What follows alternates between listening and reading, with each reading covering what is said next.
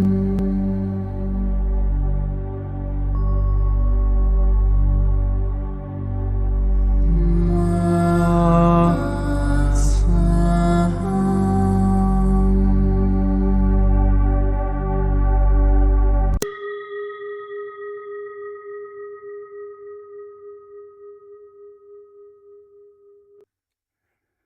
qui suit est la transcription d'un échange entre Mathias de Stefano, désigné ici comme moi, et son soi supérieur, désigné comme je suis. Dans cette capsule, la voix masculine incarnera le moi, tandis que la voix féminine représentera le je suis. Cette conversation intitulée « Penser et ressentir » a été réalisée le 31 mai 2021.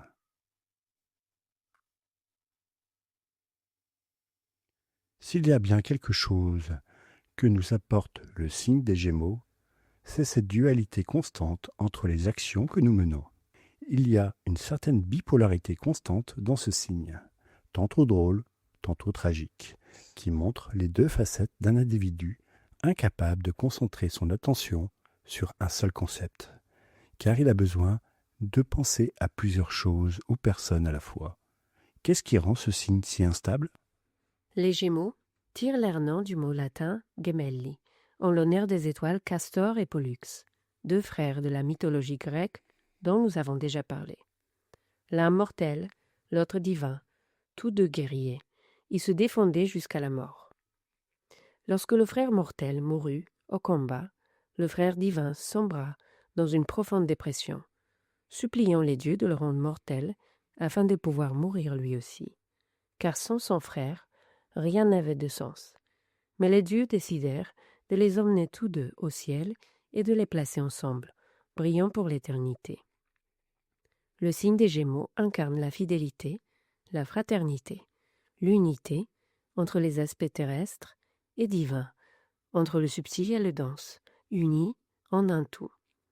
C'est pourquoi il incarne l'ouverture aux autres, aux différents points de vue, aux amitiés, aux relations, entre les différents points de vue, individus et réalité.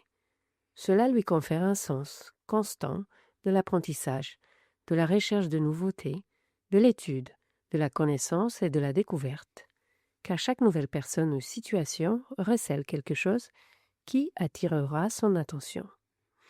Faisant partie de la trinité de l'air, Gémeaux, Balance, Verseau, c'est un signe irrégulier, changeant, comme les brises, comme le vent, davantage ancré dans l'esprit que dans d'autres aspects connectés au monde des idées et des pensées.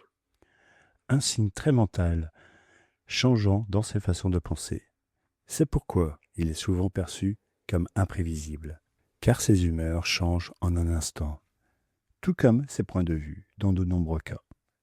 C'est une caractéristique qui peut rendre les signes de terre très nerveux, mais qui, en général, nourrit la transformation des attachements, la liberté relationnelle, la transformation des pensées et la recherche de nouvelles idées et connaissances conduisent ce signe à être flexible et facilitateur de changement. Surtout étant donné qu'il s'agit de l'aspect physique de l'air. Il joue un rôle concret à cet égard. Lequel ? Le partage, les relations, l'amitié. Tu commences ce mois-ci avec la chance de pouvoir compter sur plusieurs amis à tes côtés, qui t'enrichissent de leur vision et de leur présence. Les relations entre plusieurs personnes enrichissent l'esprit et sont la clé pour diffuser un message au monde. Pour qu'un message ou une idée transcende, il ne faut pas l'aborder depuis une position de supériorité, mais d'égalité, car ainsi le message se propage, est partagé par plusieurs et ainsi soutenu par beaucoup. C'est pourquoi, lorsque tu as réussi à identifier ce que tu as en toi, qui tu es, tes potentiels, lorsque tu as défini ce qu'est ton bien-être, quelle est ta place dans le monde et de quoi tu es fait pour te construire en tant que personne, vient le moment de partager tout ce que tu as accompli et tout ce que tu es. Les Gémeaux sont la porte vers ce partage, vers la projection de ce qui se trouve dans le monde intérieur, vers le monde extérieur, au service et par amour des autres. Relier deux mondes très différents. Le positif et le négatif. Au cours du mois des Gémeaux, il sera nécessaire de trouver l'équilibre entre ces deux forces, ces actions qui nous poussent vers les extrêmes. Tantôt introvertis, tantôt extraverti, dans cette bipolarité caractéristique du signe. Si ces forces trouvent un juste milieu de communication, elles éveilleront les voies les plus puissantes de ton être. Et cela nous amène à équilibrer les premiers concepts du chakra couronne. Qui sont? Penser et ressentir. Oh, grande lutte interne de la communication de l'être. J'ai vu de nombreuses images, mèmes ou enseignements qui parlent de cette bataille entre ce que nous pensons et ce que nous ressentons. J'ai vu beaucoup de personnes scientistes mettre l'accent sur ce que nous pensons en affirmant que les émotions, ce que nous ressentons, ne sont jamais objectives et peuvent nous conduire à agir de manière impulsive, erratique, en commettant des erreurs et en générant des conflits inutiles. Il faut être rationnel, penser avec logique. Et d'un autre côté, les personnes plus spirituelles ou émotionnelles qui soulignent l'importance de calmer l'esprit, de faire taire le bruit mental considéré comme quelque chose de négatif, qui entrave notre développement, et de promouvoir le triomphe du cœur sur la raison. Elles disent souvent que le plus important est ce que nous ressentons et que les sentiments sont la clé de la véritable conscience. Qui remporte cette bataille? Personne. Dans une bataille, il n'y a jamais rien à gagner. On perd toujours. Dès qu'un conflit surgit, tout le monde est voué à perdre quelque chose. Et encore, plus si cette bataille est intérieure. La bataille entre la pensée et le sentiment, le cerveau et le cœur, est très ancienne et trouve ses origines dans la philosophie. Le mot philosophie englobe ces deux concepts. Du grec philé, amour, et sophia, savoir. L'amour du savoir intégrait la raison à l'interprétation de l'âme, les arts de l'abstrait appliqués aux sciences du concret. C'est pourquoi les philosophes étaient des penseurs romantiques et des poètes, inspirés par les muses, tout en se consacrant à la géométrie, à la médecine et aux mathématiques. L'union de l'amour et de la raison élargissait les domaines de la connaissance. Car en observant les étoiles, ils ne voyaient pas seulement la logique astronomique, mais aussi la magie astrologique. Cela leur permettait de comprendre, de manière holistique, l'être humain et le milieu qui l'entoure. Holistique du grec holos, qui veut dire tout, avec l'expansion des monothéismes absolutistes, la science a été reléguée aux hérétiques, ceux qui vont à l'encontre de la foi pour une simple raison. La foi est incontestable. Alors que la philosophie repose sur la remise en question. Au cours des siècles suivants, dans diverses régions du monde, la foi fut le drapeau des sociétés, reléguant la raison au rang de simple ennemi qui remettait en question les voies de Dieu. Au-delà de cela, la peur que suscitait la remise en question d'un Dieu reposait davantage sur la crainte de l'instabilité et de la perte de pouvoir sur un peuple chaotique. Le monothéisme était une stratégie politique très utile pour maintenir l'unité d'une nation. Remettre en question Dieu, c'était remettre en question l'ordre et favoriser le chaos social.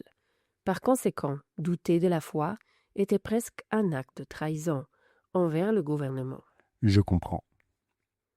Cela a conduit à des siècles d'oppression de la libre pensée, jusqu'à ce qu'au XVe siècle reviennent les idées hellénistiques de la naissance des philosophies et des arts, marquant le début de la période appelée la Renaissance.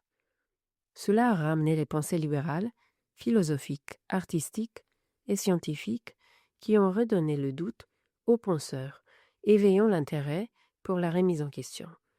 Pendant plusieurs décennies, ceux-ci ont été considérés comme des traîtres, des sataniques, mais le développement ne s'est pas arrêté. Les délires des religions, les génocides perpétrés par les États de la foi, ont fini par mettre en évidence les erreurs des humains qui prétendaient représenter l'amour et la foi, poussant de nombreux individus vers la raison et la logique comme moyen d'échapper à cette folie. Ce qui a opposé l'esprit au cœur. Le cœur était associé à l'intuition, à la foi, au sentiment, à ce qui ne s'explique pas, à ce qui ne se mesure pas. Suivre son cœur pouvait être interprété comme un signe de religiosité, de perte de raison. Cela marque le début d'une nouvelle ère, celle des Lumières, et donc d'une ère de la raison. Depuis les guerres, exprimer ses émotions était un signe de faiblesse, pouvant mener à la mort. Ainsi, Réprimer ses émotions était une façon de se renforcer, d'être puissant face aux adversités de la vie. Cette tradition s'est maintenue dans la rationalité, selon laquelle les arts et les émotions n'avaient pas leur place dans la pensée et l'étude de la logique. C'est ainsi qu'a été façonnée une société émotionnellement réprimée, fondée sur l'idée de la rationalité. À partir des révolutions sociales des années 60, les émotions ont commencé à se libérer, et un mouvement visant à retrouver la force du cœur, du sentiment, a vu le jour, ce qui nous a amené à interpréter la rationalité comme le symbole d'un système oppressif et contrôlant. La nouvelle spiritualité a concentré ses efforts sur l'éveil du sentiment au-delà de l'esprit, cherchant à le faire taire entre drogue et méditation. Les philosophies orientales ont commencé à se répandre en Occident et les traditions consistant à vider l'esprit et à suivre son cœur sont devenues les fondements de l'éveil de la conscience. Un chemin ardu de lutte entre la logique et le sentiment. Une bataille qui se poursuit. La vérité est que le cerveau fonctionne comme le cœur, par impulsion. Les signaux externes sont interprétés par les neurones, générant des images illusoires, comparables aux sentiments du cœur. Les émotions sont produites dans l'hypothalamus, et ce sont les hormones sécrétées par l'hypophyse qui modifient le rythme cardiaque en dilatant les veines et les artères, ce qui fait battre le cœur plus vite et plus fort. Le cœur, quant à lui, possède des réseaux de neurones qui enregistrent les informations de l'environnement. Ces deux systèmes fonctionnent comme un tout, et non comme des opposés. L'un ne va pas sans l'autre. Le cœur nourrit le cerveau, tandis que le cerveau stimule le cœur par l'intermédiaire des nerfs. À l'instar des extrémités d'une guitare, le cerveau, la raison et la pensée sont comparables aux sillets, où l'on ajuste et accorde les cordes. Celles-ci traversent le manche, le long de la gorge, où se trouvent les cordes vocales, et le cœur et la bouche de la guitare, d'où jaillissent les sons et les mélodies qui adoucissent nos âmes. Tous deux font partie d'un instrument qui doit fonctionner à l'unisson, en harmonie. Cohérence entre ce que je pense et ce que je ressens, ce dont nous parlons toujours, pour bien sonner. Pour ressentir, il n'est pas nécessaire de faire taire l'esprit. Pour penser, il n'est pas nécessaire d'étouffer l'émotion. Comment puis-je déséquilibrer ? Prends conscience de ce que sont tes pensées et de la manière dont tu les utilises. À quoi penses-tu habituellement? Quelles sont les pensées récurrentes dans ton quotidien? Quelles pensées sont liées au passé, lesquelles au présent et lesquelles à l'avenir? Lesquelles sont libres, lesquelles sont conditionnées? Une fois que tu connais les pensées qui hantent ton esprit au quotidien et que tu les as identifiées, tu devras faire de même avec tes sentiments. Demande-toi, que ressens-tu? S'agit-il de sentiments conditionnels ou inconditionnels?